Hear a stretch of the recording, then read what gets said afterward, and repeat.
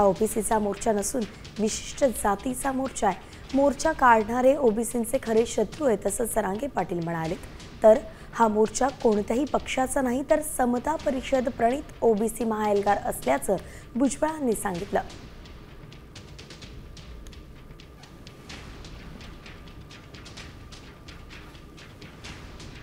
हा मोर्चा कुठच्याही पक्षाचा पुरस्कृत नाही, तो राष्ट्रवादीचा नाही, तो बीजेपीचा नाही, तो कुठल्याही शिवसेनेचा नाही, काँग्रेसचा नाही।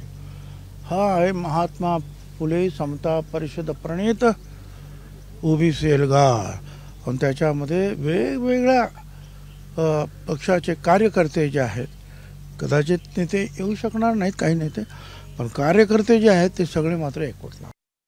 कोणाच्या बापाची टप्पर नाही ते रद्द करायचा। कोण करता बघतो ना आम्ही, रद्द करते काय रद्द करते ते राजकीय स्वार्थासाठी यांचे हे मोर्चे येतं। यांना राजकीय फायदा उचलायचा गोरगरीब ओबीसींचा, याच्यासाठी सुरू आहे।